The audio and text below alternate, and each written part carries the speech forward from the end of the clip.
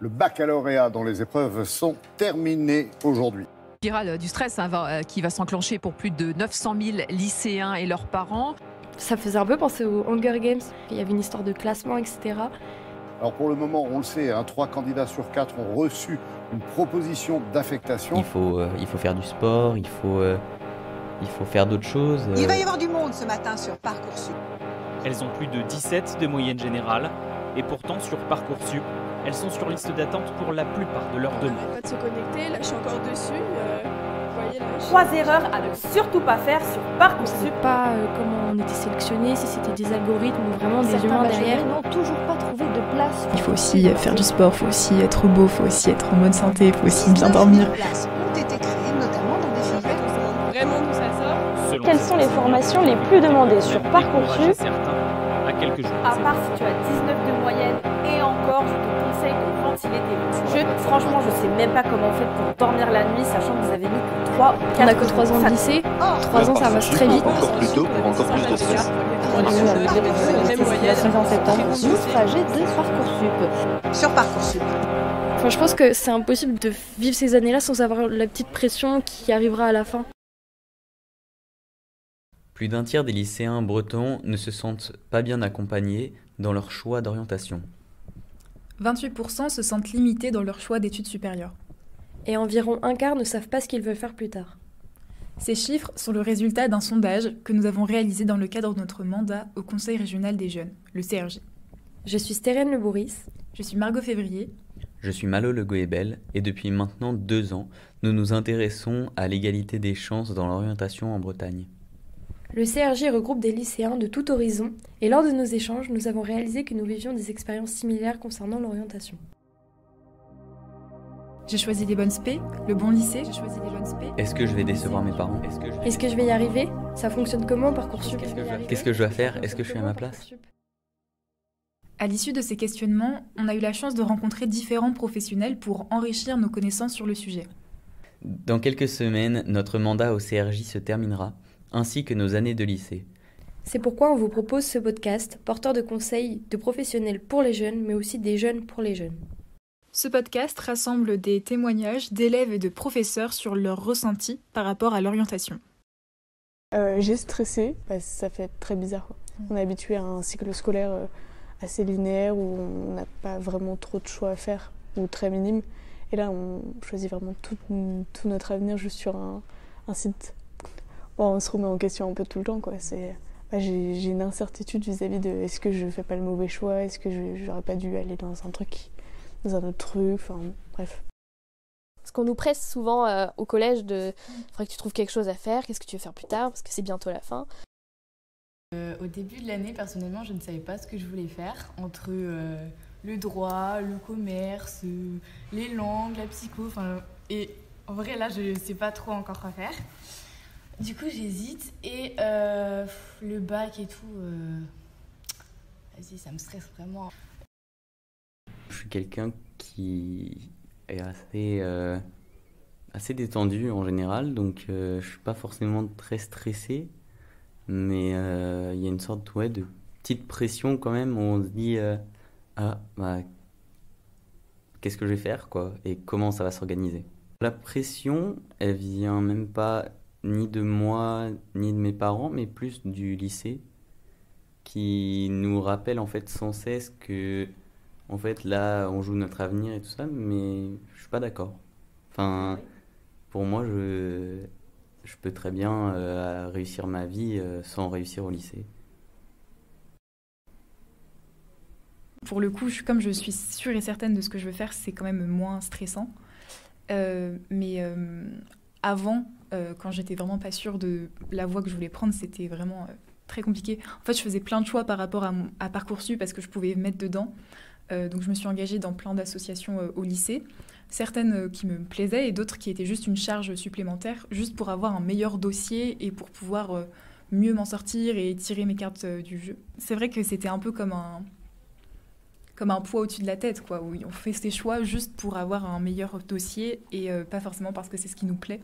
Et donc moi, ça m'a un peu perdue, en tout cas au lycée, en première, en seconde. En fait, c'est ajouter une dimension presque économique, quoi. Tu comptes tes points, tu comptes tes pièces un peu. à quelque chose qui n'est pas censé l'être, qui est la scolarité, la connaissance, l'éducation, et c'est un peu dommage. Le plus difficile, le plus stressant, je pense que c'était en première et en début terminale, parce que je voyais l'étape Parcoursup, l'étape bac, etc. arriver, et j'avais l'impression que c'était un peu le moment où tout allait s'arrêter, où ma vie allait changer, et où il fallait que je sois au top du top, que je travaille à fond, etc. Et en fait, plus ça avance, et plus je me dis, en fait, c'est juste, les jours, ils avancent, et oui, c'est une grosse étape, mais ce sera pas la seule grosse étape de ma vie. Plus ça avance, et plus c'est simple à envisager, en quelque sorte, et plus facile et moins stressant. Aujourd'hui, j'ai des doutes, entre guillemets, un peu sur l'avenir que je me promets, parce que j'ai l'impression de ne pas faire ça pour moi, et plus faire ça pour mes parents que par mes propres choix. Les élèves dont les parents sont impliqués, ils vont leur parler, ils vont discuter avec leurs parents, mais ceux dont les parents ne sont pas impliqués ou ne peuvent pas être présents, eux c'est beaucoup plus dur de se projeter parce qu'on leur demande de choisir, mais ils partent de rien, ils ne peuvent pas se projeter. Si tu viens d'une famille qui a déjà fait des études supérieures ou qui sait l'importance des études supérieures, il peut t'accompagner, te guider.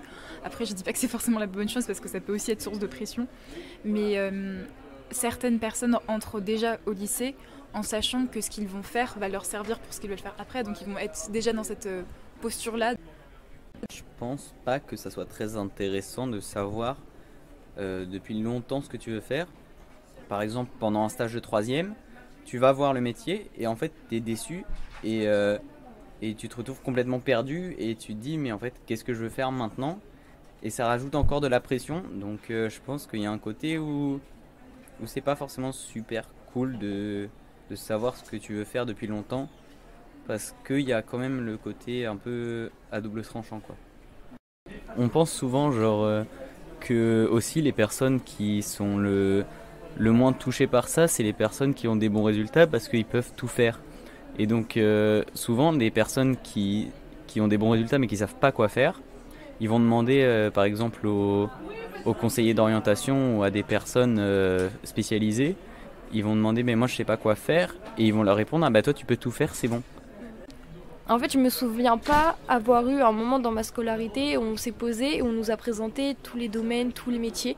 Je pense qu'on n'a eu aucun moment, mais à chaque fois on nous demande qu'est-ce que tu veux faire. Mais sans jamais nous avoir tout présenté. Je sais que c'est impossible de tout présenter, mais n'empêche qu'il y a beaucoup de domaines différents qui existent et je trouve que c'est intéressant de les expérimenter. Après le lycée, je ne sais pas quoi faire. Pourtant, je dois choisir. J'ai l'impression d'être dans un long tunnel, de devoir faire un pas décisif, de déterminer le restant de mes jours. J'ai peur de l'échec, j'ai peur de perdre du temps, de ne pas y arriver. J'ai peur de m'enfermer dans une cage, de ne plus pouvoir revenir en arrière. Je me noie sous un flot d'informations, mais le temps avance et moi je coule. On peut se laisser porter, voir ce qu'il va se passer, ou on peut aller à contre-courant, revenir aux sources et se rendre compte que les cages ne sont que le reflet de nos peurs, que ce n'est que la continuité d'un chemin déjà long, et que ça vaut la peine d'essayer. Il existe une multitude de ressources pour construire son orientation. On peut citer par exemple la plateforme Onistep ou celle de Parcoursup qui permettent de découvrir des formations, leurs débouchés et leurs attentes. On vous conseille la plateforme IDEO. Elle met en avant les offres de stage et d'apprentissage, les aides financières pour faire ses études à l'échelle régionale, bien sûr. Mais le plus parlant lorsque l'on cherche à s'orienter, c'est la pratique. S'approcher au plus près du monde professionnel et étudiant à travers des journées portes ouvertes, des stages ou des rencontres. C'est souvent plus accessible qu'on ne le pense. Parfois, il suffit d'envoyer un mail ou de passer un coup de fil pour découvrir un nouveau métier. Bien que ce soit prenant, cela en vaut la peine car cela permet d'expérimenter, de découvrir, bref, d'y voir plus clair. N'hésitez pas à solliciter les professionnels de l'orientation qui vous entourent. On vous a présenté plusieurs solutions concrètes, mais nous pensons que pour mieux faire face à ce stress, il faut avant tout construire son orientation avec un bon état d'esprit. Le premier élément qui nous semble important, c'est le fait de dédramatiser, en s'autorisant le droit à l'erreur et en prenant conscience que rien n'est irréversible et qu'il existe beaucoup de passerelles pour passer d'une formation à une autre. On est jeune, on a le temps, on a plein de moyens de faire ce que l'on veut, et comme on dit, tous les chemins mènent à Rennes. On se rend compte qu'il y a un espèce de stress général, d'anxiété chez les jeunes, lié au fait que c'est compliqué de savoir ce que tu veux faire quand tu es jeune et d'être toujours au top et de toujours bien faire. Puis de le faire sans arrière-pensée, sans être en train de tout calculer pour avoir le dossier parfait aussi. Et malgré le stress qui existe, on a quand même des outils qui sont là et qui sont là pour nous aider dans notre orientation. Donc le problème, c'est peut-être pas le manque d'accompagnement ou d'outils, mais c'est peut-être c'est l'état d'esprit en fait dans lequel on est. Puis je trouve ça intéressant de pouvoir le partager avec d'autres gens en disant vous voyez, nous on n'a pas compris, donc si vous comprenez pas, c'est pas parce que vous êtes bête ou quelque chose d'autre, c'est que vraiment c'est mal expliqué ou que c'est mal expliqué quoi. C'est juste ça. Alors déjà, je pense qu'on a tous des clichés sur les différentes filières au bac. Donc les générales, c'est ceux qui sont, on va dire, intelligents. Les techniques, les bacs techno, c'est ceux qui foutent rien. Et les pros, qui n'ont pas d'avenir. Mais je pense que ça, c'est une mauvaise manière de voir les différentes voies. J'étais en collège du coup en général. Je suis partie en 3e pour aller en bac pro service à la personne. Alors je sais que quand j'ai voulu partir de la 3e, on m'a dit que je pouvais rester, que j'avais les capacités. Mais mon choix c'était de partir. Mes parents ils étaient tout à fait d'accord. Ils me disaient tu vas où tu veux, tu fais ce que tu veux quoi.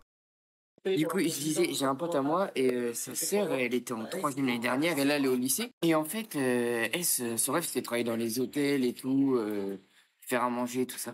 Elle avait un hyper bon niveau en français et du coup, la prof de français demande à mon pote, alors ta sœur, elle est partie en seconde générale, elle est partie faire un truc de français et tout ça. Et mon pote, il fait, ah non, il est parti dans un hôtel. Et la prof de français était hyper choquée.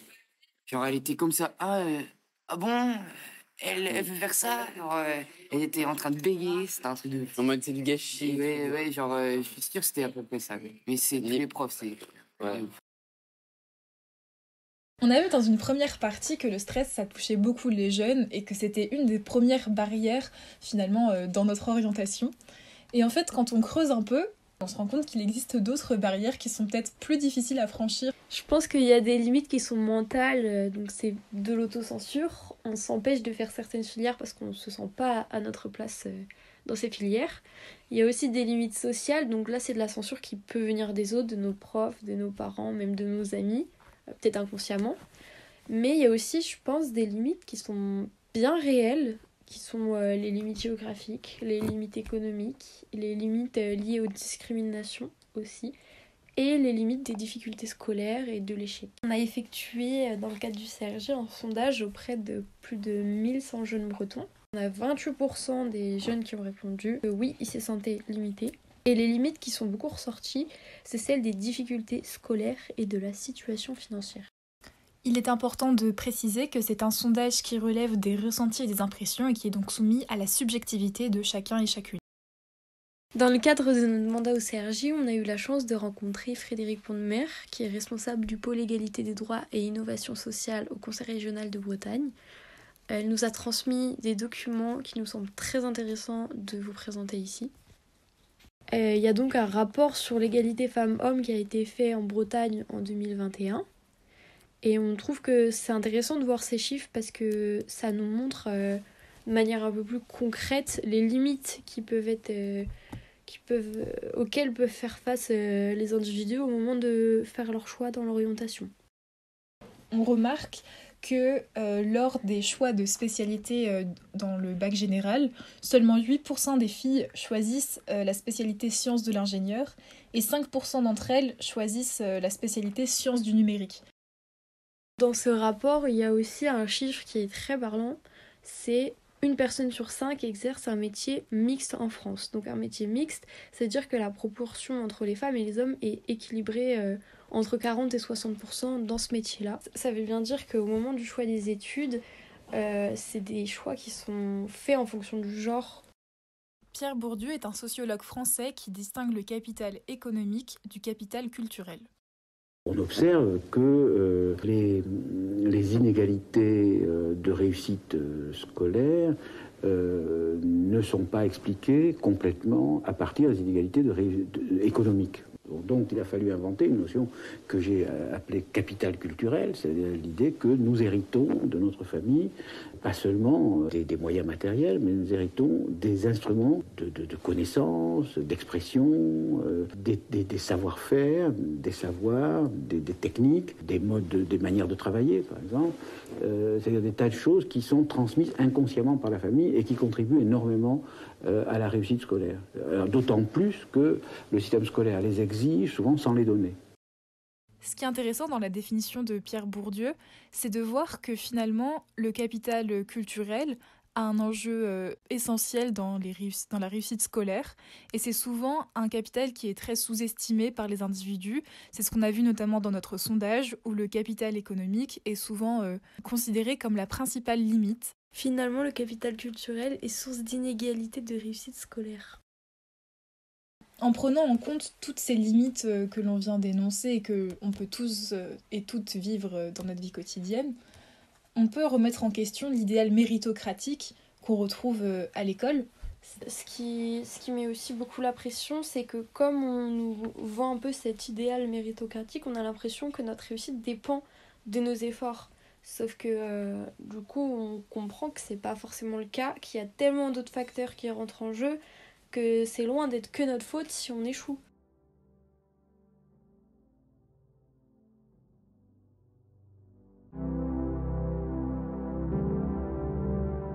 Alors, il me semble évident que le droit à l'erreur n'existe pas dans notre système scolaire actuel, donc à part quelques individus, je veux dire quelques enseignants qui vont avoir ce discours-là. La machine scolaire n'est quand même pas faite pour ça. Le redoublement, qui est une forme de droit à l'erreur, est systématiquement présenté quand même comme un échec. À l'année de terminale et l'année de première, je pense que c'est très difficile de faire des erreurs, surtout au niveau des notes. C'est vrai que maintenant, on est rentré dans un système où c'est du contrôle continu. Donc c'est-à-dire que chaque note compte. On a une mauvaise note à un contrôle, ça sera marqué dans notre bulletin, ça sera marqué dans notre moyenne générale, ça rentrera pour Parcoursup. Peut-être ce jour-là, on était juste pas bien, on était fatigué ou peu importe.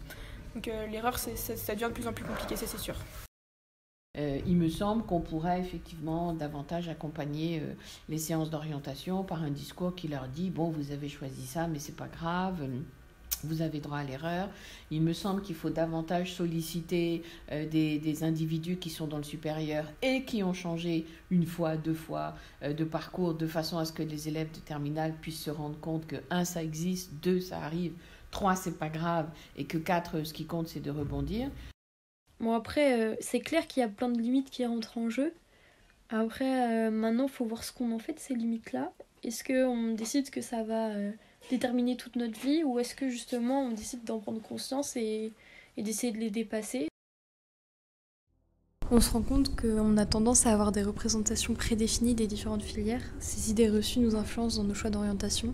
Le problème de ces représentations, c'est qu'elles créent une hiérarchie. On a tendance par exemple à survaloriser les filières générales par rapport aux filières technologiques ou professionnelles. C'est comme si chaque formation était délivrée avec son lot de critères sociaux, ses traits de personnalité ou sa situation scolaire. Et c'est difficile de se détacher de ça pour s'ouvrir à toutes les possibilités. En France, la réussite sociale dépend beaucoup de la réussite scolaire.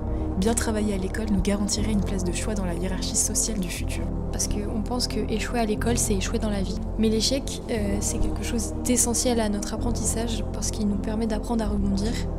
À l'approche de Parcoursup, on a plus que jamais besoin de banaliser et d'accepter l'erreur pour voir au-delà des classements. Je pense que même si c'est difficile à faire, il faut prendre le temps de construire son orientation et essayer de le faire petit à petit. Surtout s'intéresser à ce qu'il aime faire dans la vie pour... après on peut trouver un métier à partir de ce qu'on aime finalement. Faut pas vous freiner, même si vous voulez faire quelque chose, faites-le.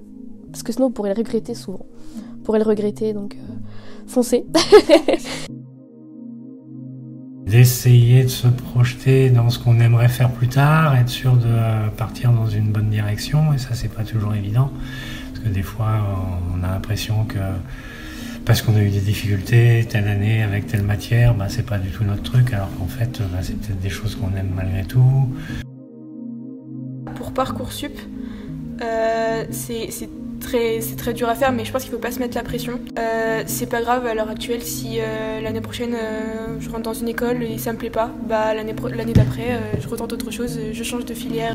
C'est tout à fait normal. Un an dans une vie, en soi, c'est rien.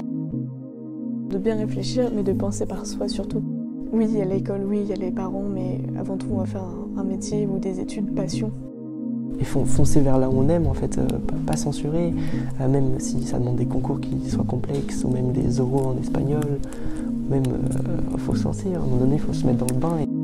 Relativiser le sens des notes, ça c'est très important. Autant on se sert des notes dans le milieu scolaire, autant on ne précise pas forcément ce que ça veut vraiment dire pour l'individu, c'est-à-dire que ça n'évalue que des compétences qui sont fixées à l'avance par un système, ça n'évalue pas du tout la valeur d'une personne. Bon, dire aux élèves qu'il ne faut pas qu'ils oublient avant toute chose que leur bien-être mental, qui va forcément toujours avec un bien-être physique, doit passer avant toute chose. Suis ce que tu as envie de faire, parce qu'il n'y a personne d'autre que toi qui peut savoir ce que toi tu vas faire. C'est aussi de se détacher de l'école qui est très théorique et d'aller un peu dans le monde, dans les associations, d'aller faire du sport, d'aller rencontrer des gens, etc. Parce que je trouve que c'est là, ici, qu'on va faire des rencontres, qu'on va tester des choses et ça peut être super intéressant pour au final trouver ce qu'on aime faire et construire au fur et à mesure son orientation. Et de suivre nos intuitions, notre curiosité. En fait, même rien qu'à voir, tu sais, t'as les gens qui sont en terminale, tu les vois un an après, comment ils sont changés, parce qu'en fait, ils commencent à prendre leur indépendance, même physiquement, ils changent parce qu'en fait, ils prennent leur vie en main. L'orientation, elle va se construire au fur et à mesure, mais il y a d'autres choses dont il faut profiter maintenant. Les années lycée, c'est qu'une seule fois dans une vie, et je pense qu'il faut aussi se concentrer là-dessus. Et puis, au bout d'un moment, je crois qu'il faut juste lâcher prise. Sentiment de stress général, pourtant... Et puis merde.